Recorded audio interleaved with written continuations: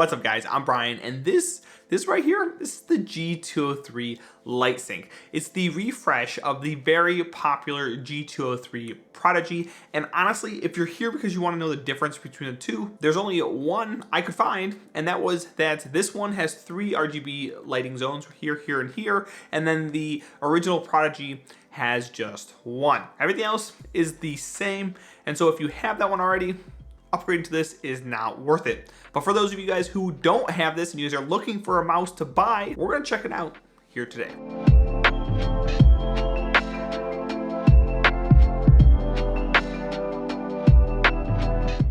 Alright, so this mouse comes in at $40, and you can pick it up in the black version that I have here or in a white version. I personally really like the white version a lot better than this, but unfortunately it wasn't in stock when I went to go purchase the mouse, so I couldn't have grabbed it. The complete shell is made of a nice firm plastic. It's nice and sturdy with a matte finish, and the only parts of the mouse that don't share this finish are going to be your side macro buttons, the center strip in between the left and right click buttons, the scroll wheel, and then of course your RGB lighting. The side macro buttons have a nice glossy finish, while the scroll wheel has a rubber coating. And then towards the back of the mouse, you're going to have your RGB, which of course is going to be whatever you decide to change it to. And if you've watched my previous mouse reviews, you probably know I'm not a big fan of RGB on mice. I typically feel like it's kind of out of place on a mouse because you kind of have your hand over the lighting anyways, so it doesn't really make sense to me. But I can say on this mouse, the G203 LightSync,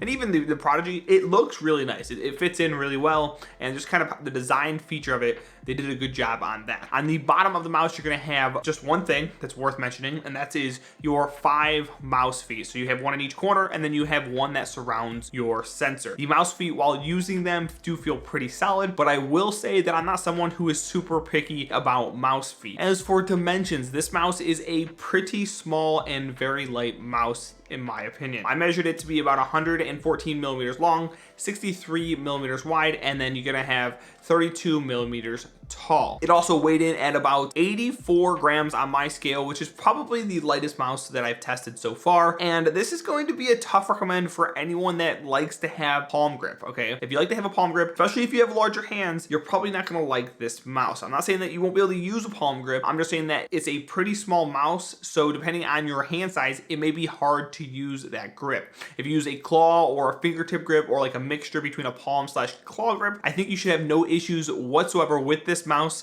at all, and I think it feels really nice in your hand once you get used to it. At first it's kind of awkward, at least for me, because I come from the G502, which I typically use on my main system, but afterwards it was awesome. The mouse comes with a 6 programmable button layout. This includes your left, right, and middle mouse wheel buttons, as well as a center button and then 2 side buttons. All of these buttons on this mouse are programmable through the G-Hub software, and you can basically make them do whatever you want. By default, the center button will shift your DPI, so shift between DPI profiles that you set up, and then the side buttons are going to be mapped to forward and back. But again, you can change them to whatever you want. If you don't want to mess with it, that's what they do by default. And on this entire mouse, the only buttons that are kind of like not great for me were these side buttons. So I've used the G302 extensively on my test bench, and I love the side buttons on that mouse, and they look a lot, you know, those two, the G203 and the 305, look a lot alike. Unfortunately, these side buttons aren't the same, and they do feel a little bit squishy. They're not terrible, but they don't feel as nice as the G305, so I was kind of bummed out about that. The other buttons on this mouse though, they feel great, and the mouse wheel has a super nice tactile scroll as well.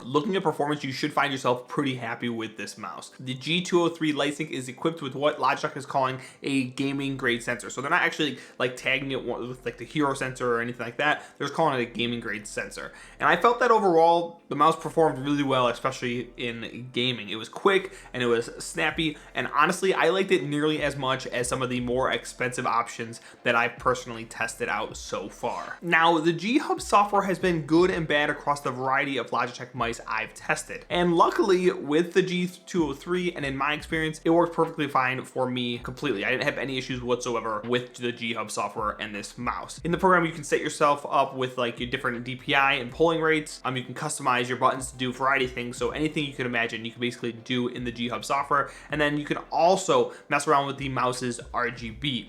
And the thing that you need to know about the RGB, which I kind of talked about earlier, is that it actually has 3 lighting zones. So you have one here in the center and then one on this side as well. And instead of being able to change like the lighting bar and the logo individually, you have to change it via those lighting zones. And then the logo gets kind of like a mix of all the colors that you decide to choose. Of course, you can have it all be one color if you want, but if you want it to have like a different design or different color scheme, you can't like just individually change the logo and the light bar separately, which kind of stinks. And I would have just liked to see you at least have the option of changing the logo individually. It would have been nice. I mean, I don't know who's going to use that, but maybe some people would turn it off. Maybe some people would change it to a different color. I'm not sure, but it would have been nice if you're going to have the RGB options out there. It would have been nice just to be able to change the color of the logo individually as well. And so I think in general, this mouse is a pretty solid value when it comes to what you actually get for 40 bucks. It performs really well. It's light, and I actually really do enjoy the way that Logitech implemented RGB on this mouse, which is a huge thing